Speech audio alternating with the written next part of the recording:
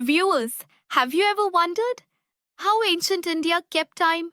Not minutes or hours, not even just days and years, but time on the scale of gods, time on the scale of galaxies, time that measured not just human life, but the rise and fall of worlds.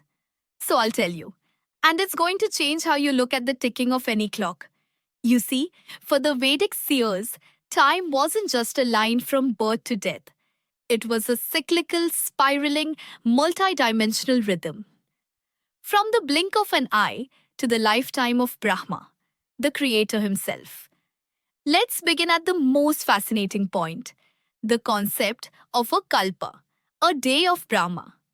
They said, Sahasra yug paryantam aha yad brahmano vidhu ratrim yuga sahasrantam teho ratram vido jana.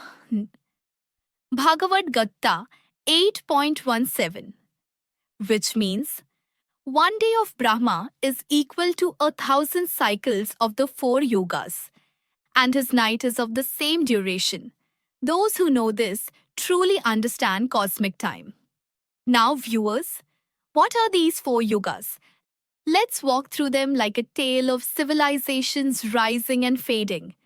The first is Satya Yuga, the Golden Age, when Dharma walked on four legs, truth prevailed, and humans lived for thousands of years in harmony with the cosmos. Next came Treta Yuga, when righteousness began to decline and power became central. Think of Rama and the Vanaras, grand Dharma wars, but also ego rising. Then Dvapara Yuga, the age of conflict, the age of Mahabharata. Here, Dharma stood only on two legs. Truth was still present, but clouded by doubt. And finally, Kali Yuga, the age we're in now, of illusion, division, materialism, and forgetfulness. Each yuga has a precise length. Satya Yuga, 4,000 divine years. Treta Yuga, Tros Tukstoshu Dievishkas Gades. Dvapara Yuga, 2,000 divine years. Kali Yuga, 1,000 divine years. And between each yuga is a dawn, Sandhya, and dusk, Sandhyansha, of 100 divine years each.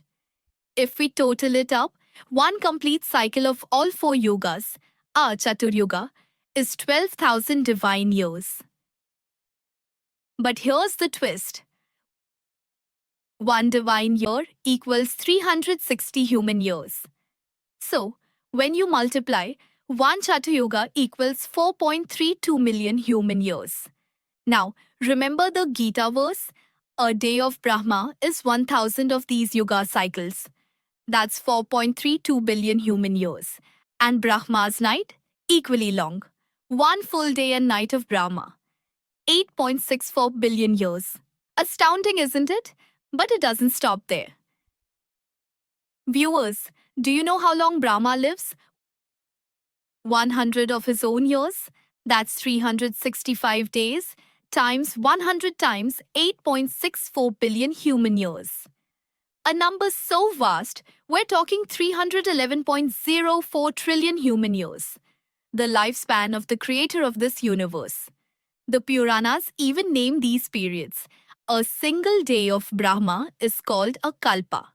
And each kalpa is divided into 14 manvantaras, each ruled by a Manu, the archetypal ancestor of mankind. Between each manvantara is a brief sandhya, a transitional twilight. Each manvantara lasts 71 Chaturyugas. That's about 306.72 million years. So let's step back. A day of Brahma, 14 manvantaras plus 15 sandhyas equals 1 kalpa equals 4.32 billion years. Even modern cosmology estimates our universe to be around 13.8 billion years old. Does it align perfectly? Number. But the scale, the vision, is staggering. Even more so when you realize this wasn't theorized with machines or observatories. It was intuitively seen, meditatively perceived, encoded in ancient chants and texts thousands of years ago. Now, viewers, let me quote one more gem from the Vishnu Purana. Kala Swayam Anadi Cha Niyatah Parameshwar Trikalyan Matren Samyak Srishti Pravartanam. Time itself is beginningless and regulated by the Supreme. By mere knowledge of the threefold time, past, present, future, the entire creation unfolds. Isn't that beautiful? So what did time mean to the ancients? Not just movement of sun and moon, but the pulse of the cosmos, the heartbeat of divinity, a clockwork of creation, preservation, and dissolution. And with that, we come to a turning point in our journey. Because now you know how vast a second can be, and how eternal a moment becomes in the eyes of the Vedas. In the next part, we'll dive into the heart of the yugas themselves, how they end, how time folds into time, and what this cycle means for us, here and now. Stay with me, dear viewers. The journey only deepens from here.